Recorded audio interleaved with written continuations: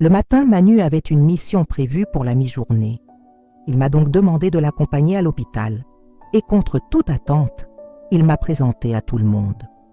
Les infirmières me guettaient, curieuses et jalouses, ses confrères appréciaient, et je le sentais tout heureux. J'ai même rencontré son chef ce jour-là.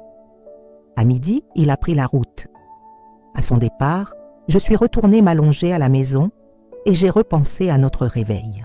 Il avait très peur de ma réaction et n'a même pas osé me toucher, mais j'ai essayé tant bien que mal de le rassurer et de lui dire que je le comprenais. « Écoute, tu as une semaine pour réfléchir. Est-ce que tu peux faire ta vie avec quelqu'un comme moi?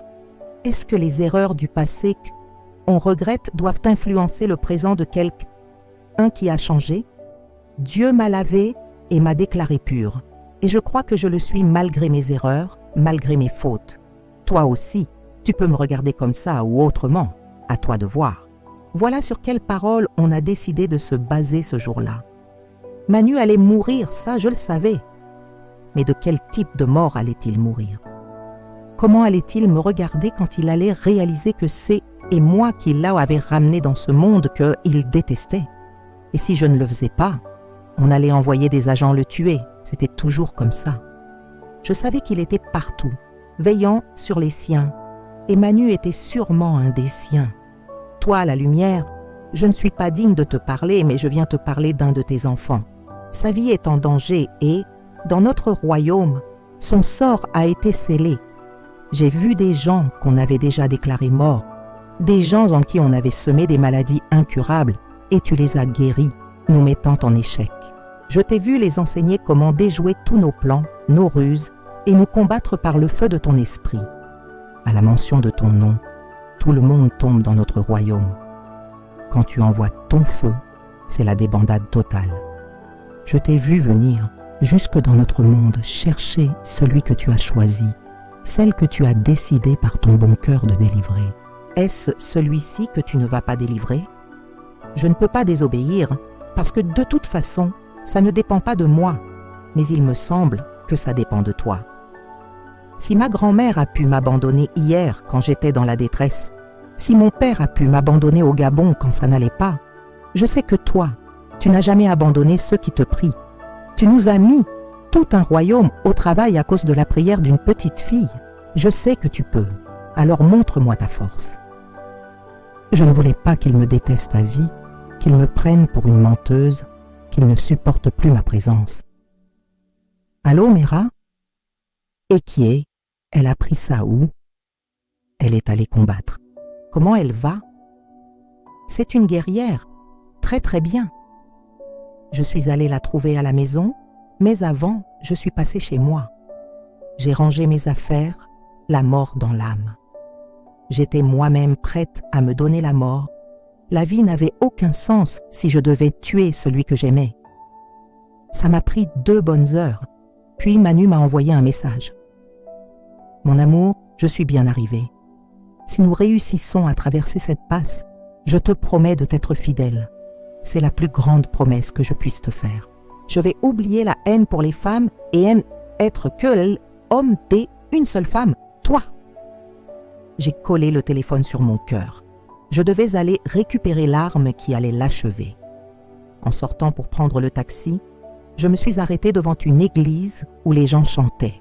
Le culte n'avait pas encore commencé. J'ai été tentée d'y entrer, mais je ne pouvais pas. J'étais sortie bien chargée. Je suis passée en soupirant et je suis allée à la maison voir grand-mère. Elle avait repris sa forme, contrairement à moi qui étais toujours touchée. Mera, la voilà. Juste à minuit pile, plante-la dans son cœur et vous serez liés à vie. Le roi n'a plus beaucoup de temps. Dis-moi, grand-mère, pourquoi il choisit seulement celui-là alors qu'il a un autre fils qui est plus efficace? Parce que la succession n'est pas désignée par le roi lui-même, mais par le maître supérieur, Satan lui-même. J'ai pris la dague et je l'ai cachée. C'est pendant que nous parlions que le téléphone de ma grand-mère a sonné. Dès qu'elle a raccroché, elle m'a dit « Ton père vient d'entrer à Yaoundé. Il arrive. » Il arrivait où? Qui voulait le voir? Grand-mère, je pars. Je ne veux pas le voir. Je suis sortie et en partant, j'ai vu quelques personnes du quartier arriver avec des gourdins, des machettes, des couteaux. Joël, dis à la grand-mère qu'il y a des gens qui viennent chercher des problèmes. Ferme le portail à clé, vite, vite! Je suis rentrée à l'intérieur et j'ai fermé. Sorcière, où est l'enfant? On sait que c'est toi. L'enfant ne peut pas disparaître.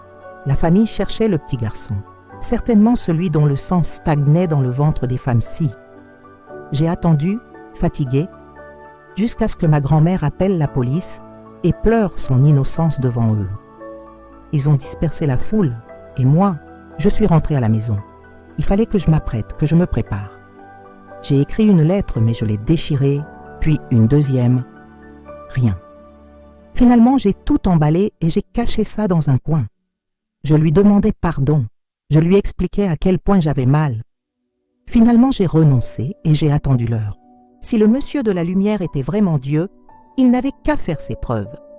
Mais moi, j'étais Meïra, celle qui avait l'obligation d'aller jusqu'au bout de ses engagements. Ma grand-mère m'avait dit « Si tu tiens cette dague à main nue, plonge-la dans le sang rapidement, sinon tu quitteras le monde spirituel pour le monde réel où tu es, et on risque de te voir. » J'avais toutes les informations. Quand 23 heures a sonné, je suis sortie, ma dague à la main. J'ai ressassé les consignes de ma grand-mère et j'y suis allée. Manu n'avait pas pu m'appeler depuis son arrivée, alors, sans stress, j'ai deviné qu'il n'était pas rentré directement. Je l'ai trouvé dans un restaurant avec ses chefs, ses collègues, bref, c'était un groupe de personnes.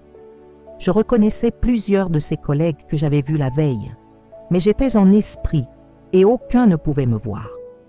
Ils allaient juste voir Manu, son cœur s'arrêtait après le coup reçu et il allait tomber sur la table. J'aurais tout de même préféré qu'il soit à la maison en train de dormir.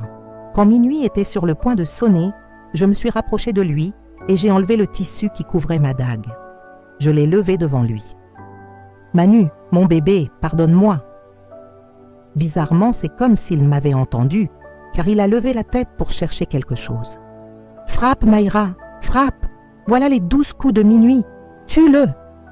J'ai pris une grande inspiration. J'ai respiré fort. J'ai encore plus soulevé la dague. Mais au moment de frapper son cœur, J ai ouvert les yeux et J ai vu comme il me regardait et me voyait. Nos yeux sont restés rivés l'un sur l'autre.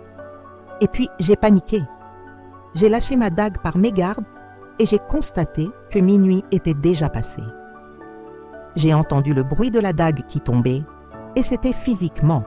Tout le monde s'est tourné et moi, qui pensais être invisible, tous m'ont regardé, horrifié. J'ai baissé les yeux, j'étais pleine de sang, jusqu'aux mains. « Meïra !» Pendant qu'il m'appelait, J ai vu Joël lever un autre couteau très long et le plonger dans le cœur de Manu. Il a crié de toutes ses forces et le sang a giclé pendant que je criais de frayeur. Tout le monde avait vu.